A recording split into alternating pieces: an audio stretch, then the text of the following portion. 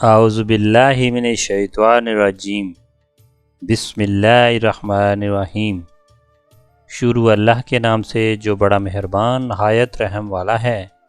السلام علیکم ورحمۃ اللہ وبرکاتہ۔ پیارے ناظرین، اگر آپ ہمارے چینل پر فرسٹ ٹائم آئے ہیں یا ہمارا چینل سبسکرائب نہیں کیا ہوا تو تمام ویڈیو کے نوٹیفیکیشن کے لیے چینل کو سبسکرائب کر دیجئے۔ آسمانی گواہی کا واقعہ۔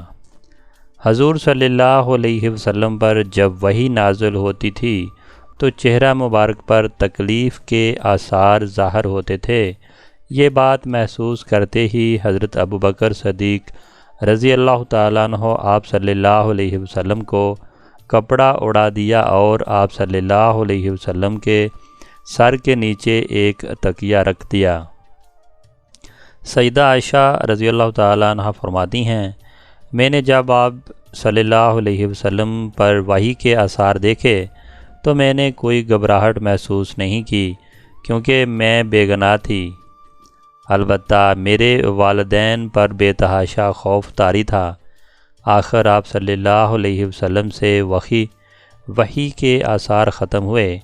اس وقت آپ صلی اللہ علیہ وسلم ہنس رہے تھے اور آپ صلی اللہ علیہ وسلم کی پیشانی پر پسینے کے قطرے چمک رہے تھے، 2 قطرے موتیوں کی طرح نظر آ رہے تھے۔ اس وقت آپ صلی اللہ علیہ وسلم نے جو پہلا جملہ فرمایا وہ یہ تھا، عائشہ، اللہ تعالیٰ نے تمہیں بری کر دیا ہے۔ اللہ تعالیٰ نے اس موقع پر سورۃ نور کی آیات نازل فرمائی تھیں۔ ترجمہ: جن لوگوں نے یہ طوفان برپا کیا ہے، یعنی تہمت لگائی ہے، اے مسلمانوں، وہ تم میں سے ایک چھوٹا سا گروہ ہے۔ تم اس طوفان کو برا نہ سمجھو، بلکہ یہ انجام کے اعتبار سے تمہارے حق میں بہتر ہی بہتر ہے۔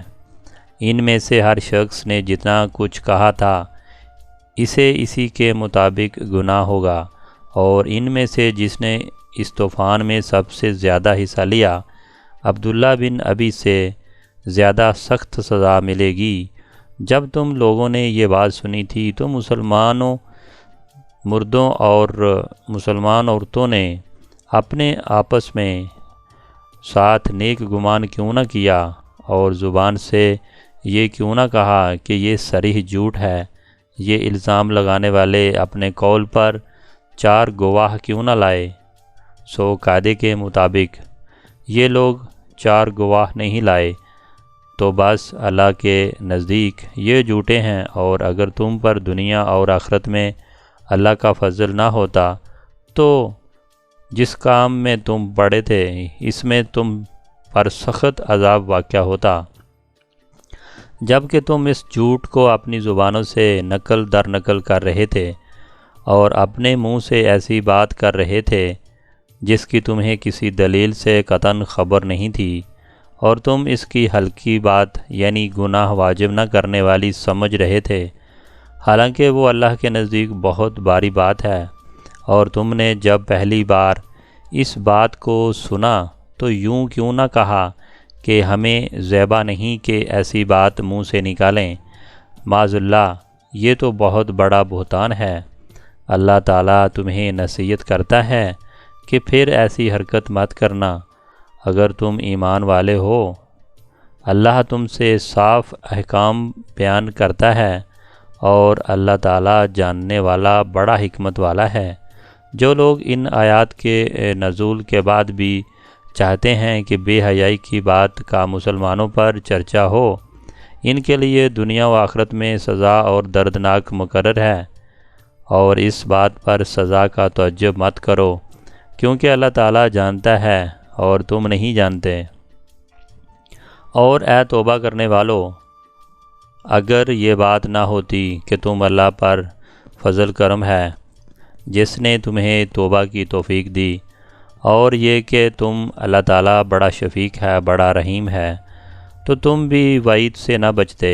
سورۃ نور آیات 11 سے 20۔ سیدہ عائشہ رضی اللہ تعالیٰ عنہ فرماتی ہیں کہ ان آیات کے نزول سے پہلے میں نے خواب دیکھا تھا۔ خواب میں ایک نوجوان نے مجھ سے پوچھا، کیا بات ہے، آپ کیوں غمگین رہتی ہیں؟ میں نے اسے بتایا کہ لوگ جو کچھ کر رہے ہیں میں اس کی وجہ سے غمگین ہوں۔ تب اس نوجوان نے کہا کہ آپ ان الفاظ میں دعا کریں۔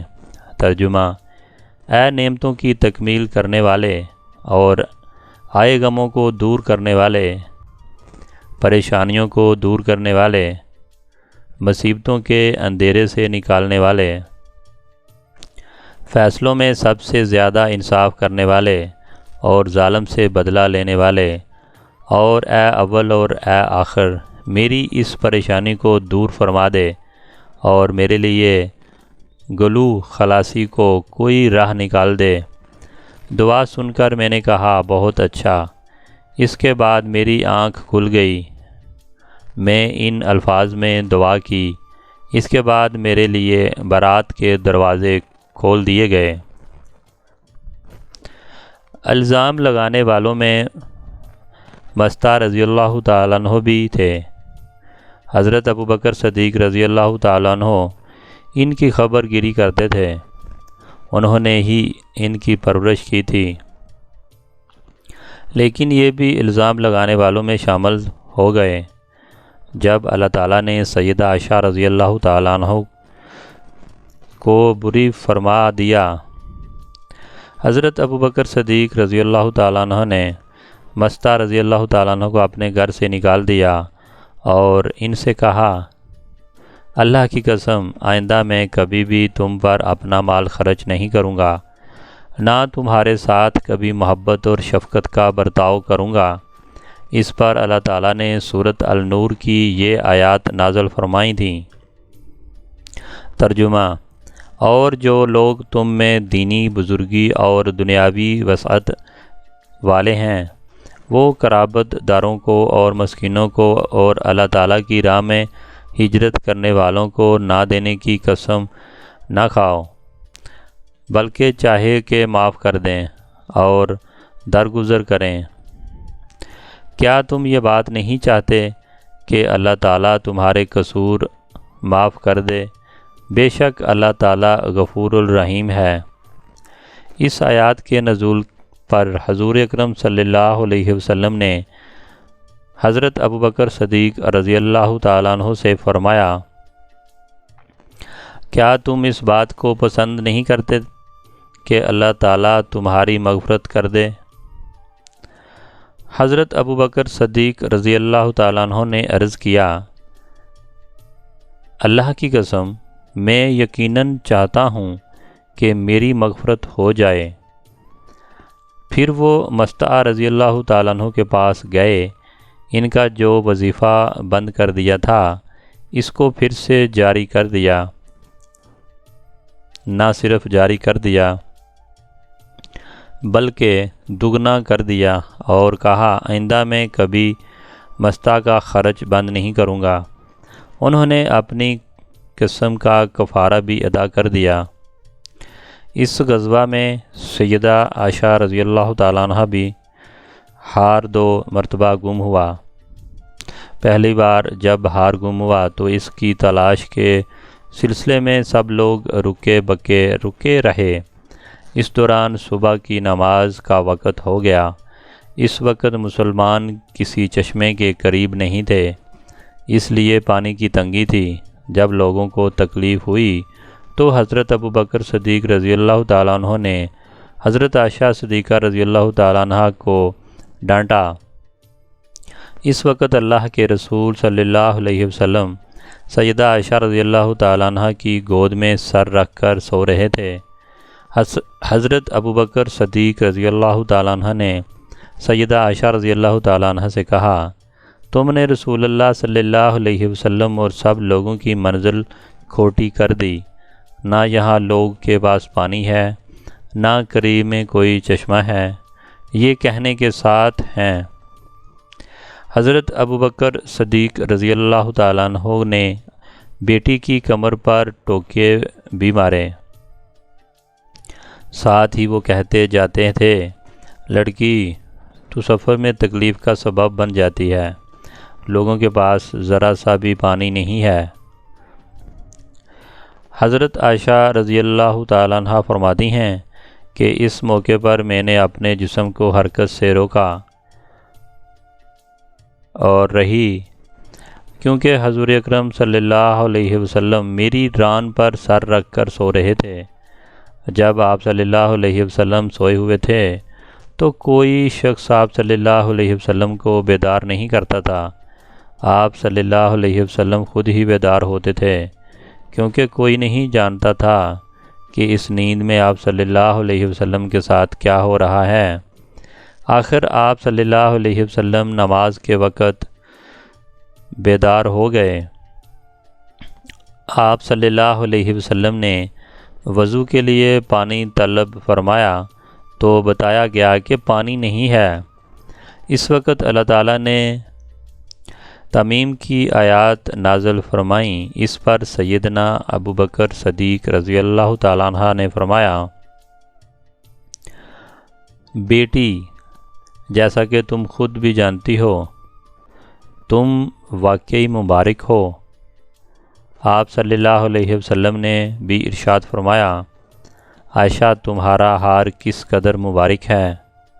حضرت اسید بن حضیر رضی اللہ تعالیٰ عنہ نے کہا، اے آل ابی بکر، یہ تمہاری پہلی برکت نہیں، اللہ آپ کو جزائے خیر عطا فرمائے۔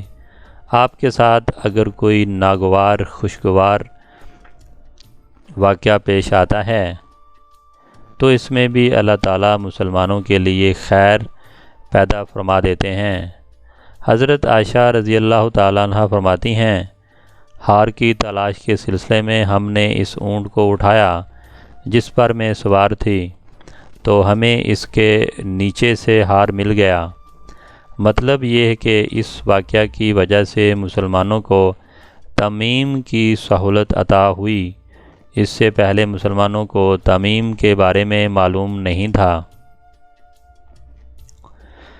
اس کے بعد اس واقعہ کے بعد جب آگے سفر ہوا تو منافقین کی سازش کا وہ واقعہ پیش آیا جو آپ نے پیچھے پڑا۔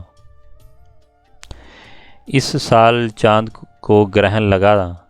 آپ صلی اللہ علیہ وسلم نے نماز خسوف پڑھائی، یعنی چاند گرہن کی نماز پڑھائی، جبکہ یہودی اس وقت زور زور سے ڈھول بجا رہے تھے اور کہہ رہے تھے چاند پر جادو کر دیا گیا۔ ناظرین، اگر آپ کو ہماری ویڈیو اچھی لگی تو پلیز ہماری ویڈیو کو لائک کریں، شیئر کر دیں، چینل پہ نئے ہیں تو چینل کو سبسکرائب کر دیں۔ Thanks for watching.